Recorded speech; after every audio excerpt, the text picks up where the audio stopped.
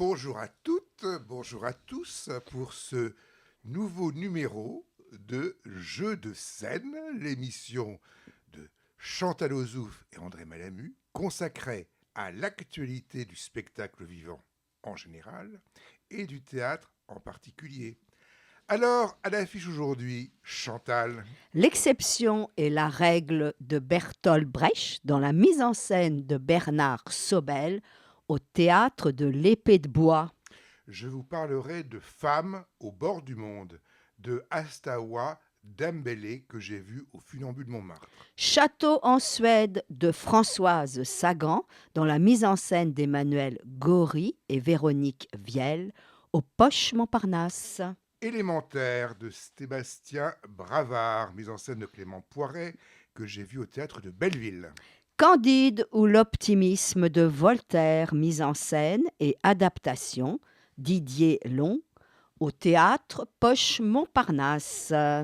Alors Chantal, parle-nous de l'exception et la règle. On sait bien que Bernard Sobel est un spécialiste de Bertolt Brecht. J'ai Et, vu quelques spectacles dans des théâtres qui n'existent plus d'ailleurs, comme et, celui de l'Est parisien. et ça se remarque très bien dans ce spectacle parce que c'est vraiment passionnant par l'enjeu argumentatif que ça propose. Alors ça a été écrit en 1930, après l'écrasement de la révolution spartakiste, et Brecht s'interroge sur les violences qui peuvent détruire les personnes et qui peuvent provenir des institutions.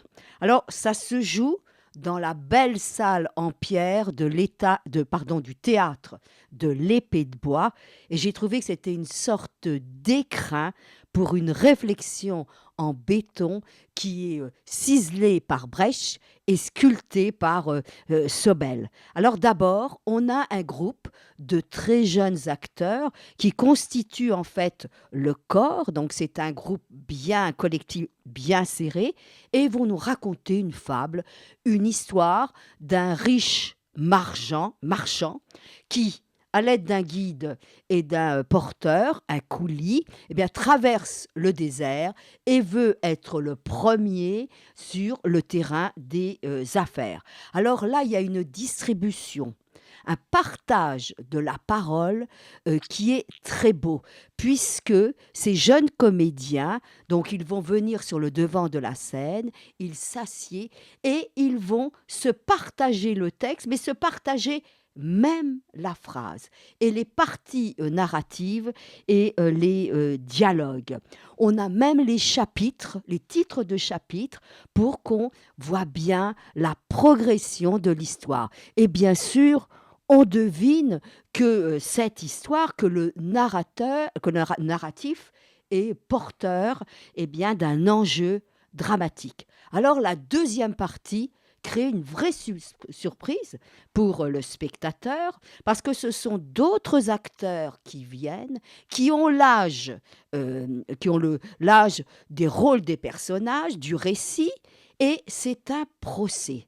S'ajoute bien sûr au protagoniste dont on nous a raconté l'histoire, bien le juge et la femme du coulis. Il se trouve que le marchand a tué le coulis. Et là, la scène est jouée donc avec ces différents personnages, et c'est tout l'espace de l'Épée de Bois qui est utilisé. C'est une épure scénographique, mais on assiste à quelque chose d'extrêmement fort, parce que par l'intermédiaire de cet exemple, bien, on voit ce que peut être une justice de classe. Bien, tout l'espace du théâtre de l'Épée de Bois est complètement investi. Et là, on insiste par l'intermédiaire, avec cet exemple argumentatif, un exemple de ce que peut être une justice de classe. Et on voit tout ça en action et en situation. Donc, on est confronté à des déterminismes sociaux. Bien sûr qu'il y aura un jugement en faveur peut-être de ces privilégiés.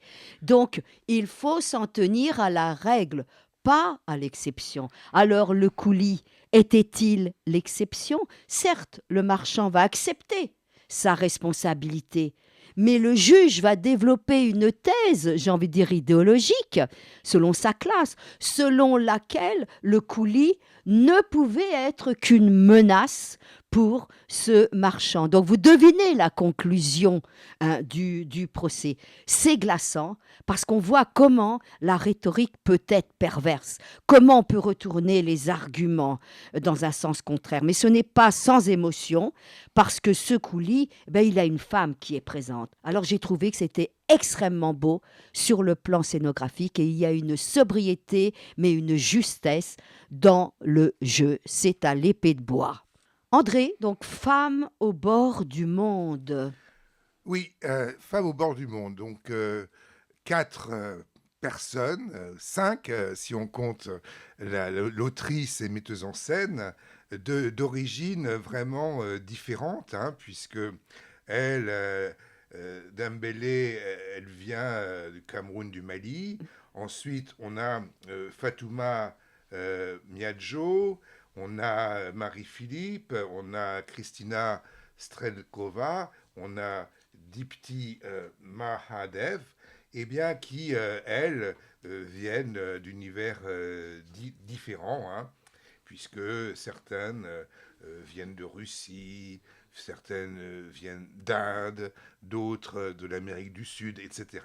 Et on va avoir parfois, on va s'entendre s'exprimer des langues différentes, et le thème, c'est je ne sais pas si c'est l'exil, mais peut-être bien.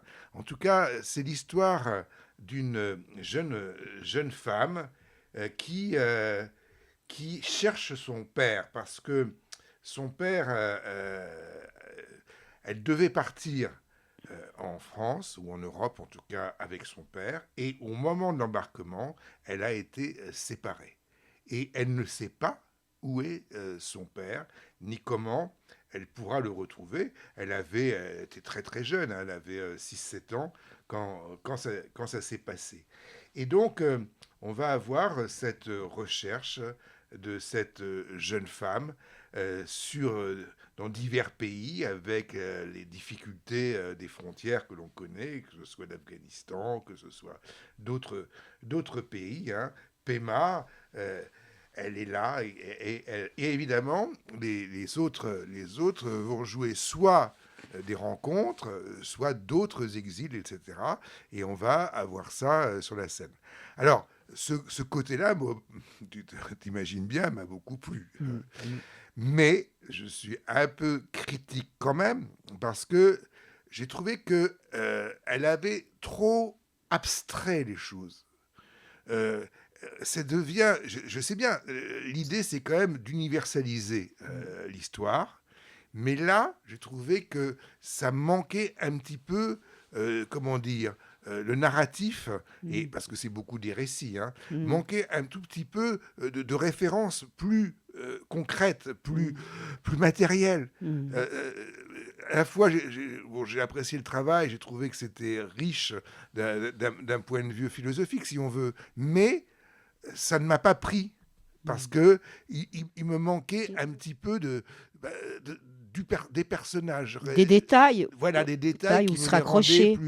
plus proches, plus humains pour moi. Voilà. Donc, c'est quand même, ceci dit, c'est un beau travail que je ne regrette pas d'avoir vu. Et donc, c'est au théâtre du Funambule Montmartre.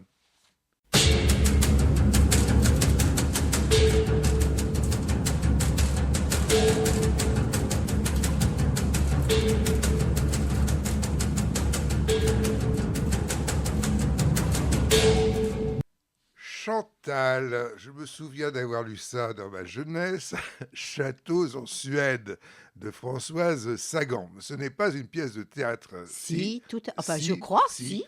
Alors bon, d'accord. Oui, moi je ne l'avais pas lu, je Allez, ne connaissais pas du tout. Raconte-moi, ça va me rappeler quelque chose. Et je découvre cette pièce de théâtre qui est une étrange et terrible comédie, puisque c'est un huis clos cruel qui se passe en Suède, dans une région très reculée, au moment de l'hiver, quand la neige commence à tomber. D'ailleurs, côté cours, on va avoir une maquette qui représente un petit château qui sera utilisé sur le plan scénographique de manière très jolie. Alors, on est dans un château de la bizarrerie, avec des personnages complètement désœuvrés, oisifs. Ça commence, on voit un frère, Sébastien, et sa sœur, Agathe, qui lisent le même roman.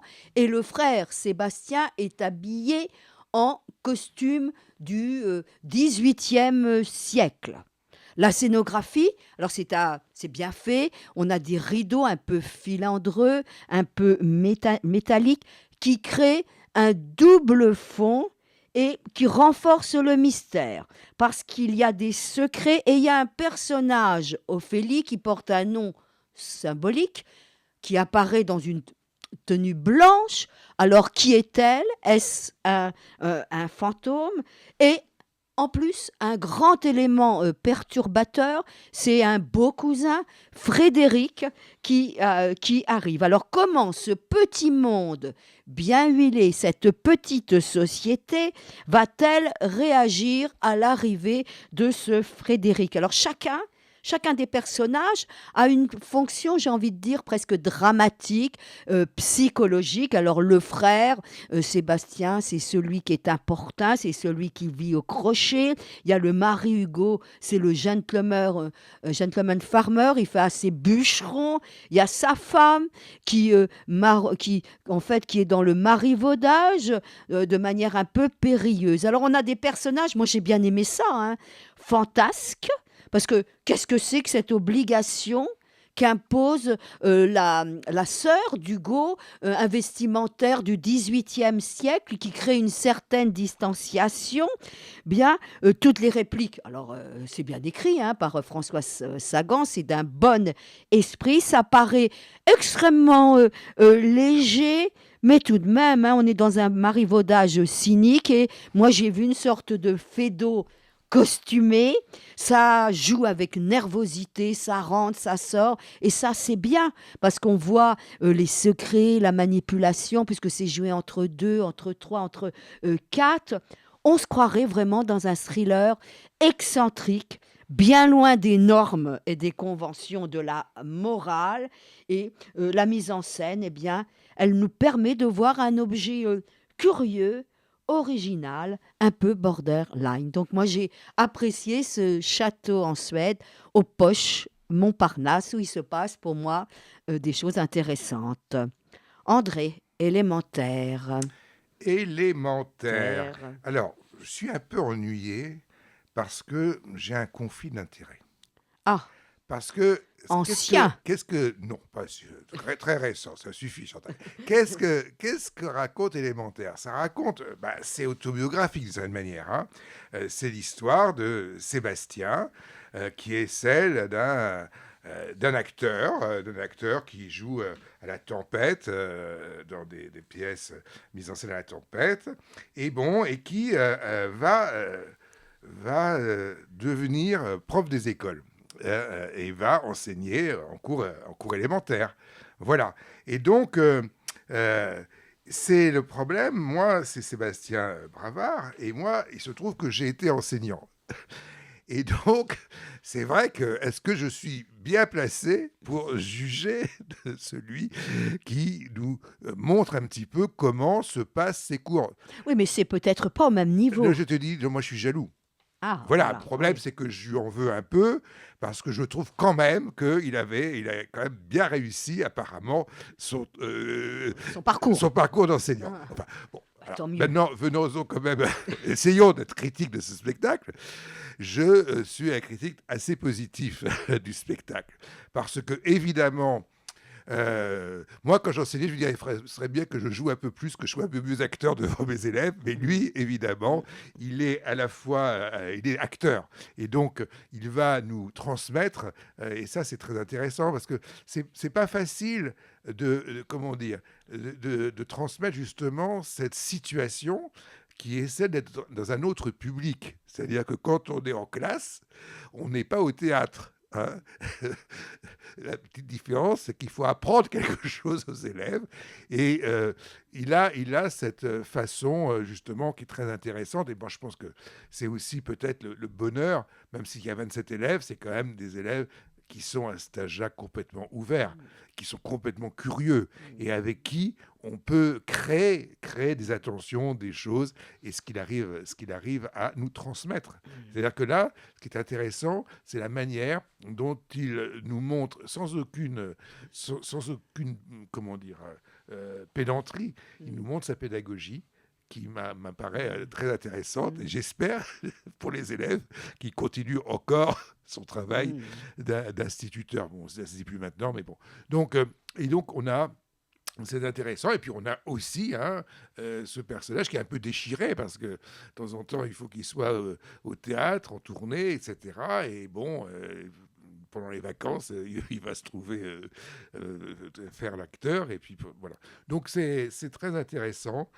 C'est un seul en scène et c'est au théâtre de Belleville. Chantal.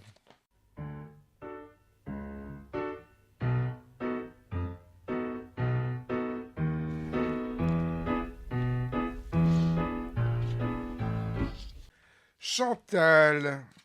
Alors ça, je suis sûr que c'est pas une pièce de théâtre. Et puis je me souviens, je l'ai lu plusieurs fois. Candide ou l'optimisme d'un certain Voltaire. D'accord. Bon, donc tremblement de terre de Lisbonne. Bon, Oui, vas-y. entre autres choses. Mais c'est une très belle adaptation, je trouve, et une très belle scénographie de ce Candide par Didier Long. Mais comment ça se passe? Alors, Alors, explique-moi, j'explique. parce que en fait, quand il est l'optimisme, c'est l'histoire d'un personnage et on le suit partout. Et donc, est-ce qu'on va avoir comme ça Candide sur scène? Tout à fait. D'emblée, moi, je suis entrée dans cette mise en scène qui est assez épurée, mais qui, comme dans un conte, ne s'embarrasse pas de détails superflus et qui va à l'essentiel. Donc, il y a d'abord une narration avec une très belle voix enregistrée, assez mature. Après une présentation des personnages du fameux château de Thunder Tentronck, on voit Candide. On voit Candide heureux, à qui la nature a donné de belles mœurs très douces. Et donc, il tient un cerf-volant. Et c'est une sorte de théâtre en bois, tu vois, avec des pans de mur. Et donc, on a un premier plan, un arrière-plan. Et Didier Long a su justement nous montrer, nous suggérer tous ces déplacements de Candide. Et on a ces ciels bleus et ces ciels bleus avec petits nuages. Eh bien, pour moi, j'ai trouvé que c'était le symbole peut-être de cet idéal philosophique. Les signes théâtraux sont très très simples, avec un travail de lumière qui, par exemple, peut nous montrer toutes les violences, nous suggérer les violences que va subir Voltaire, mais aussi les catastrophes naturelles, le tremblement de terre, mais aussi la guerre. Alors, le contenu critique de la philosophie optimiste de Leibniz, merci André, eh bien, que met en question Voltaire, eh bien, il apparaît à travers les formules qu'on entend, qui sont comme des refrains. Et toutes les scènes choisies viennent contredire, bien sûr, ce meilleur des mondes possibles. C'est Pangloss. Il est là, Pangloss? Bien sûr. Ah. Bon, je vais y arriver. Donc, c'est des petits flashs scéniques.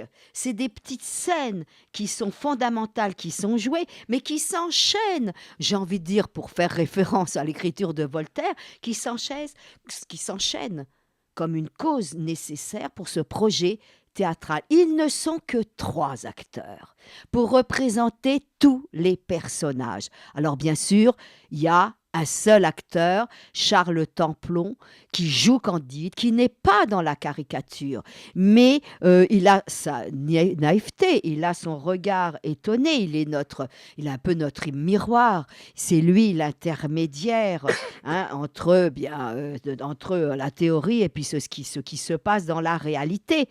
Et c'est Sylvain Catu qui joue, entre autres choses, Pangloss, avec sa blouse grise de professeur. Il nous fait beaucoup rire, hein, notamment quand il veut faire au début les leçons de choses expérimentales dont on sait très bien qu'elles sont liées à la chose sexuelle, mais il y a aussi d'autres personnages. Il y a Cassandre Vitu de Kéroul, eh bien, qui joue Cunégonde. Je n'ai jamais vu, parce que moi j'ai déjà vu plusieurs scénographies de Candide. Eh bien, elle a vraiment une vraie présence. Mais elle va être d'autres personnages. Quand on est dans l'Eldorado, il suffit qu'elle ait un chapeau de paille, un petit châle qui nous rappelle les Andes, et on est dans la situation. Il y a tous ces récits à tiroir qui récapitulent eh bien, toutes les atrocités que Pangloss et Cunégonde vont connaître, mais tout ça est dit sur un ton très neutre. Donc, comme chez Voltaire, eh bien, cette scénographie permet d'avoir plusieurs lectures possibles, la philosophique, la satirique, la romanesque, tout ça sans morale explicite, tout en manifestant une certaine légèreté et une forme d'esprit. Donc moi, j'ai vraiment très apprécié, bien que je connaisse bien le texte de Candide, j'ai vraiment apprécié cette œuvre-là au théâtre Poche Montparnasse de Didier Long. Et moi, je vous ai parlé auparavant d'Élémentaire de Sébastien Bravard, mise en scène de Clément Poiret au théâtre de Belleville. Château en Suède, toujours au Poche Montparnasse, dans la mise en scène d'Emmanuel Goury et Véronique Viel. Femmes au bord du monde de Asta Wabi Dembélé, c'est au Funambule Montmartre. Et l'exception est la règle, dont je me souviendrai longtemps, de Bertolt Brecht, dans une mise en scène Bernard Sobel. Je n'ai pas cité les acteurs, il y a notamment Julie Brochamp, Marc Berman, Claude Guyonnet, Boris Kaolik et Mathieu Marie et Sylvain Martin. Et nous, on se retrouve la semaine prochaine pour de nouvelles aventures dramatiques, c'est-à-dire théâtrales. Au revoir.